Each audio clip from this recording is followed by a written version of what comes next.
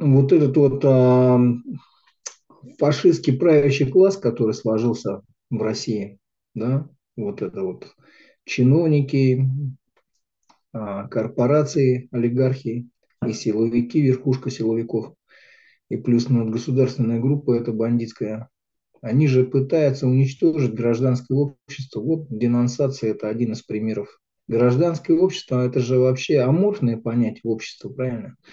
Оно как бы строится из кирпичиков состоит. А кирпичики – это что? Это национальные движения, это общественные организации, правильно? Это СМИ свободные. Вот они со всем этим борются. Еще раз говорю, вот все эти нежелательные организации, иностранные агенты, все эти политические репрессии – это вот уничтожение ячеек, кирпичиков гражданского общества. Единственное, можно как сейчас противостоять этому делу, это создавать самые элементарные кирпичики гражданского общества, это инициативные группы. Инициативные группы, их никак не отменишь, они очень просто создаются. И я бы хотел пожелать, чтобы наши вот в Бурятии люди, товарищи, все, кто может, создавали инициативные группы и создавали наблюдательные советы, входили в наблюдательные советы Росатома, вот этих вот рассошенно-нефритовых организаций и всего остального прочего. Вот. И там осуществляли хоть какой-то маломальский контроль. Потому что то, что устраивает вот эту вот власть в Сибири, да, экологическую катастрофу планетарного масштаба с космоса, видно же даже уже, как, что они тут натворили в Сибири и еще будут творить дальше, понимаете. А в Сибири же очень тяжело все восстанавливается. Вот. Поэтому я еще что хочу сказать.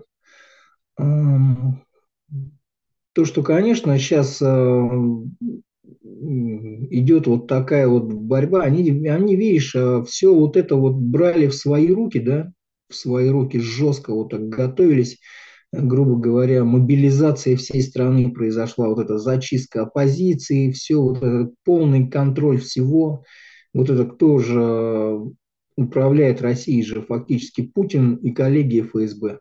Вот коллеги ФСБ – это чистый инструмент воздействия на государство, контроля государства и контроля общества. То есть вот эти все генералы, они контролируют все в России. Там, даже начиная от воровского общака, все они там контролируют полностью. Да? Даже контролируют все, там, армию, культуру, спорт, все полностью. Даже вот эти откаты губернаторов, да, все же знают, что все вот эти деньги, выделяемые из бюджета, да, регионам, там сразу 50% идет отката.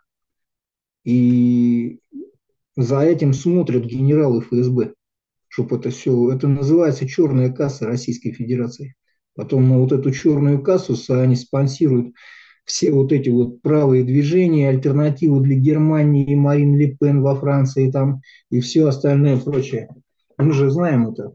Тот же там Хамас денежки получает, они что туда в Москву ездят? Просто так, что ли? Они ездят туда с определенной целью. Правильно? Вот. Поэтому, ну как можно с ними бороться? Я же говорил, что вот это вот, понимаете, вот эта сегрегация, то, что там все сначала чурки, черные, азиаты, узкоглазые, потом, я говорю, вы потом начнете друг друга мочить же. Они же начали потом воевать со своим же братским славянским народом, тут же прикрепили им клеймо нацисты, хотя нацисты, мы понимаем, кто они сами. Вот. И они также борются со своей оппозицией. Также вы русских также будете своих же обзывать там либерастами и всякими прочими пятой колонной, и будете их мочить также еще хуже, чем азиатов там. Ну, потом их не останется, у вас начнется конкуренция между вот этими ястребами, понимаете? Вы начнете мочить вот всяких таких суперпатриотов там, типа Стрелкова, там, Пригожина, всех остальных вот этих вот, да? Они перебьют сами себя потом, понимаешь? Это идеология самоуничтожения. Она против всего живого на земле. Путинский режим – это человеконенавистническая мясорубка, которой каждый день надо кормить свежим человеческим мясом. И мы видим, сколько она там жизни уносит ежедневно с той, с другой стороны. Кто виноват-то? Сейчас еще они на Ближнем Востоке там все это вот распылили, да? Ну, не не одни они, конечно, но и они тоже к этому причастны. 100%. Вот по поводу вот этих вот грантов, по поводу бурятского языка, да, надо, видите, у нас же демократическое государство, мы от русских же никуда не денемся, понимаете, ни от кого здесь нет, даже не от евреев, там, не от немцев, они как жили в Бурятии, так и будут жить. Понимаете, принципы демократического государства, что мы не можем насаживать никому, но сделать так, чтобы это было привлекательно, понимаешь? Понимаете, вот сделать также мультипликацию на бурятском языке, да, сделать бесплатные сейчас пока интернет-курсы, ну, вот как уроки английского бесплатно сейчас сделали же в интернете, полно сейчас, до любого языка. Сделайте бесплатные курсы бурятского языка. Кто хочет, бесплатно будет изучать массово. Целую систему можно разработать. Да, нужно создать телерадиокомпанию бурятскую, либо в США, либо в Корее. Ну, где это возможно, где получится, там и надо создавать. Ну, и хотя бы не правительство и в изгнании, но хотя бы создать настоящий народный фронт и руководство Народного фронта Бурятии чисто. И все, бурятской нации и Бурятии вообще. Андрей, вот тут же вопрос такой стоит. Почему все-таки, когда так называемые демократы к власти пришли, они все-таки не добились результатов тех, которые должны были добиться. То есть, в первую очередь, надо было начинать с иллюстрации, потому что именно балтийские страны, они с этого и начали, то есть изначально Литва, Латвия, Эстония. То есть они не оставили у власти тех, кто до этого был коллаборантом и так далее, в общем. Почему эти демократы не добились этого? Как ты считаешь? Ну да, ты прав, конечно. Я тебе так скажу. Я даже как бы пошел бы дальше. Это была большая ошибка, что не додавили вот эту КГБшную гадину всю. Особенно пятое управление КГБ, которое там за идеологию все отвечали. Вот. Они же ушли все в криминал, они ушли все в подполье. Они очень хорошо организовались там. Они слились с бандитской средой, с этой вот. Правильно? Это же вот эти разборки 90-х, это же была, по сути, тихая гражданская война, в результате которой они вынудили семью Ельцина, так называемую, да, привести к власти именно Путина, а не, допустим, Немцова. Это же было вынужденное решение. Хотели-то Немцова поставить, но они такую деморализующую работу провели в России по дискредитации вот этого демократического общества, понимаете, демократического движения. Там демократы, там либерасты, все вот эти вот словечки, это же их приемщики вот эти грязные, понимаете? Вот тот же Путин, он же уходил буквально в ОПГ, там, понимаете, Тамбовск. Ну, все же это знают. Что.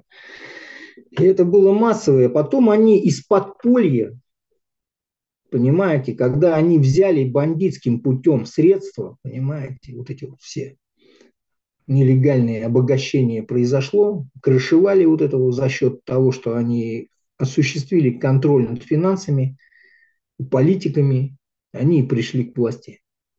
Понимаете? Да, надо было иллюстрацию, это большая ошибка. Надо было жестко преследовать их. И не только во власти, а вообще везде. Сажать в лучшем случае. Ну, я не знаю, там выгонять, кому они там нужны будут за границей, я не знаю, в Северной Корее, может быть, только. Но я не буду там говорить, мать их надо, правильно.